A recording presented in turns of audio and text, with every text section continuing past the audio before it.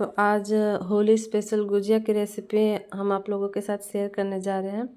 खाने में बहुत ही स्वादिष्ट लगती है। तो चलिए शुरू करते हैं। मैंने स्क्रीन पे इसमें लगने वाली सारी इंग्रेडिएंट्स को यहाँ पे शो कर रखा है, आप चेक कर लें। तो चलिए शुरू करते हैं। यहाँ पे मैंने लगभग 250 ग्राम जितना मैदा लिया हुआ है और साथ ही इसमें 2 बड़ी चम्मच घी डाला है मोयन के लिए। और अच्छे से दोनों हाथों की सहायता से हम इसे अच्छे से मैदे में मिक्स कर लेंगे। हम जितने ही अच्छे से घी को मैदे में मिक्स करेंगे ना, हमारा गुजिया उतना ही अच्छा खस्ता बन के तैयार होगा।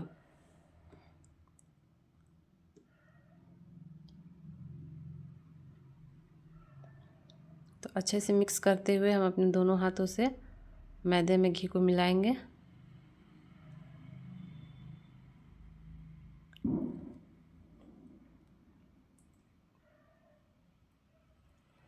यहाँ पे मुझे मोयन थोड़ा कम लग रहा था, तो मैंने यहाँ पे 1 चम्मच और घी ऐड किया हुआ है। हमें बहुत ज़्यादा मोयन भी नहीं लगाना है, आवश्यकता के हिसाब से भी हम इसमें अपना मोयन लगाएंगे। और थोड़े थोड़े पानी डालते हुए हम अपने आटे को तैयार करेंगे। एक बार में ज़्यादा पानी ना डालें, थोड़ा थोड़ा ही पानी डालकर हम अपने डो को रेडी करेंगे।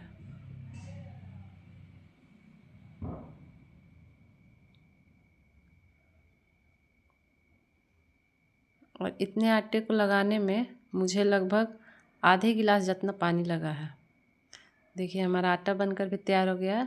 हमें अपने आटे को इतना ही सख्त रखना है, ना ज़्यादा हार्ड ना ज़्यादा मुलायम।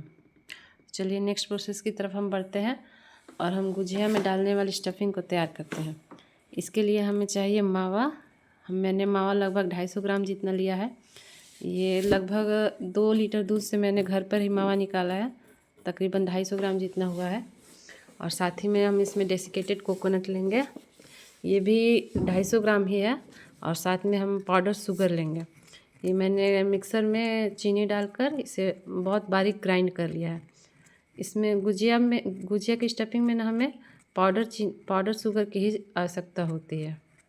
तो कोशिश करिएगा कि आप पाउडर शुगर का ही यूज़ करें। और साथ में हम यहाँ पे ड्राई फ्रूट्स ले लेंगे और कुटी हुई इलायची, इससे बहुत ही अच्छा फ्लेवर आता है स्टफिंग के अंदर।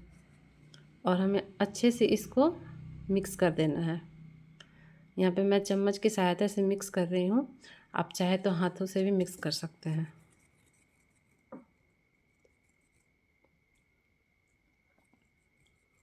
और यहाँ पर हमारी स्टफिंग भी बनकर तैयार हो गई है।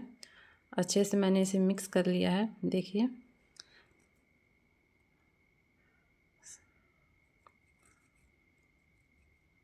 अच्छे से मिक्स करते हुए मिक्स कर लेंगे। अब हम इसे साइड में रखते हैं और बढ़ते हैं अगले प्रोसेस में। हमें चाशनी रेडी करनी है।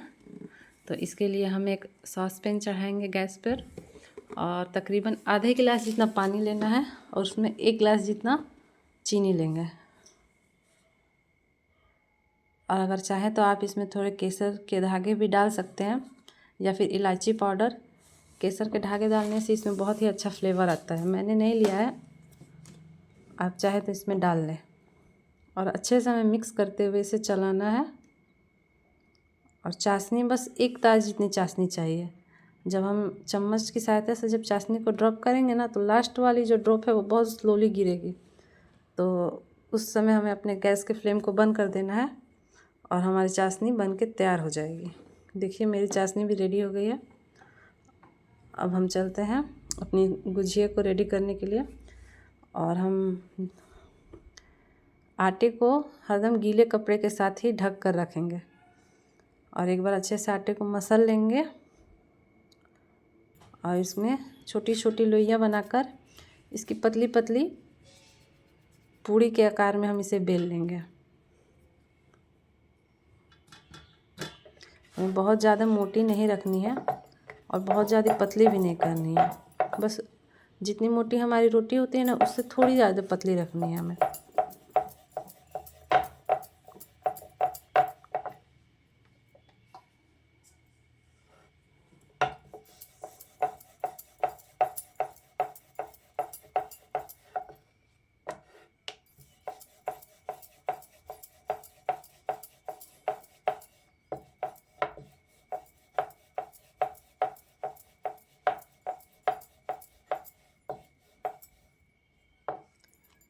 देखिए बिल्कुल इसी तरह इतनी ही पतली हम अपनी पूड़ियों को पूड़ियाँ बेलकर तैयार करेंगे।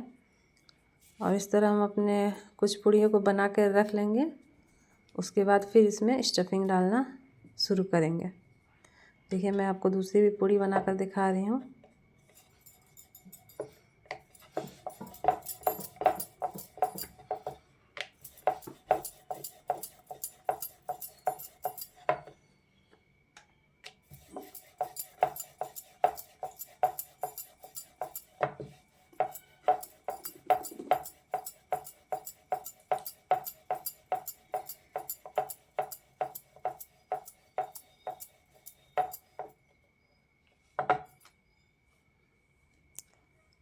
अब चलते हैं हम गुजिया रेडी करने के लिए। इसके लिए मैंने एक गुजिया बनाने वाला सांचा लिया हुआ है।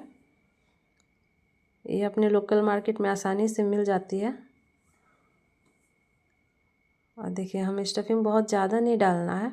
अगर हम स्टफिंग ज़्यादा डालेंगे ना तो फिर फट जाएगी फ्राई करते वक्त, तो इसीलिए हमें ध्यान रखना है बहुत ज़्यादा स्टफिंग नहीं डालेंगे।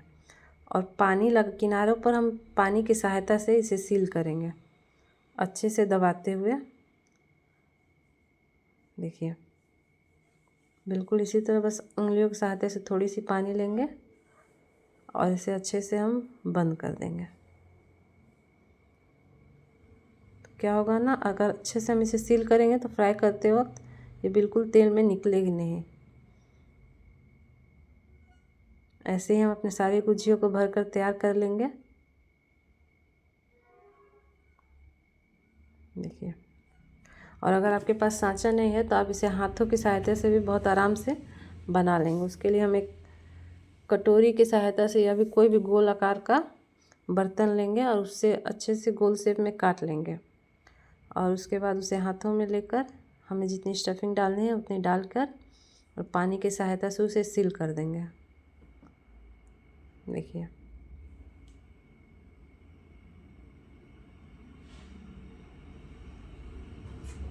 आप अपने मनपसंद की कोई भी डिज़ाइन कर सकते हैं।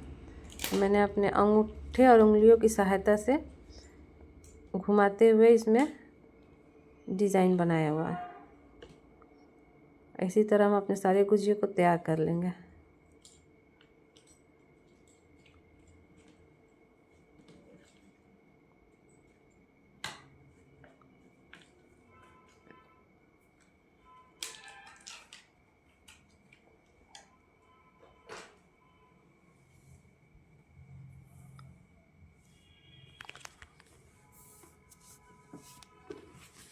अब चलते हैं हम अपनी गुजियों को फ्राई करने के लिए। उसके लिए हम अपने गैस पे कढ़ाई चढ़ाएंगे और फ्राई करने के लिए घी डालेंगे। मैंने यहाँ पे घी का यूज़ किया, आप चाहे तो रिफाइंड ऑयल भी इस्तेमाल कर सकते हैं। लेकिन घी में ना कोई भी मिठाई का स्वाद बहुत ही अच्छा आता है, इसीलिए आप कोशिश करें कि घी का ही यूज़ करें। और हमें ध्यान रखना है कि हमें अपनी गुजियों को लो टू मीडियम फ्लेम पर ही फ्राई करना है।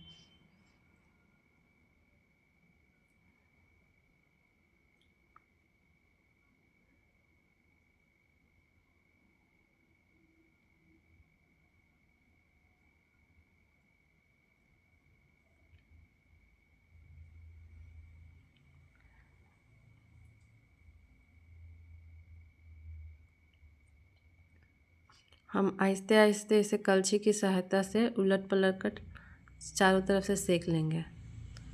बहुत ही धीरे धीरे इसे उलट पलट करना है ताकि ये तेल में जाकर खुले ना।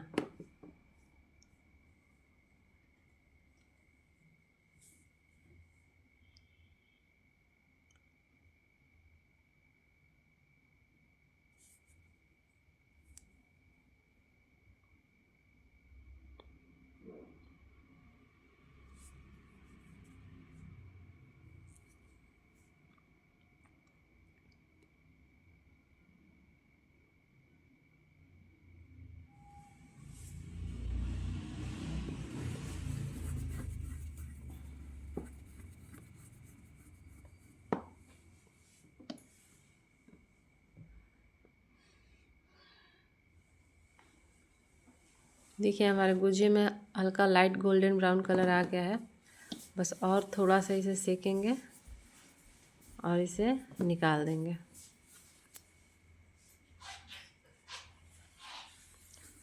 अच्छे से इसे छान कर ही निकालेंगे, एक्स्ट्रा तेल निकल जाएगा और फिर इसे ठंडा कर लेंगे। इसी तरह हम अपने सारे गुजिये को फ्राई कर लेंगे।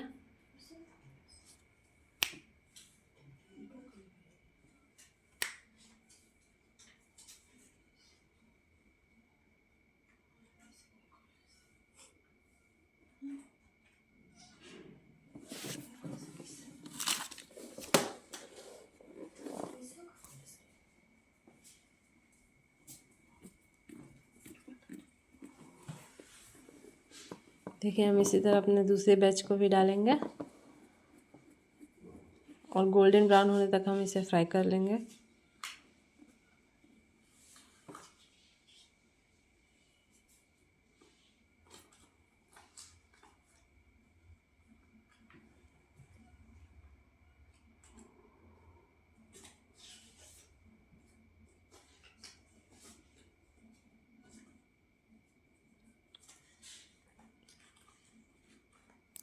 देखिए हमने अपने सारे गुजिये को फ्राई कर लिया है। अब चलते हैं, इसे अच्छे से हम चाशनी में डिप करेंगे और एक थाली के ऊपर स्टैंड रख देंगे और सारे गुजियों को चाशनी में ऐसे डिप कर करके उस स्टैंड पे लगाएंगे ताकि जो एक्स्ट्रा चाशनी है वो निकल जाए। चारों ओर से घुमा घुमा कर गुजियों को चाशनी में चारों तरफ से कोट करेंगे।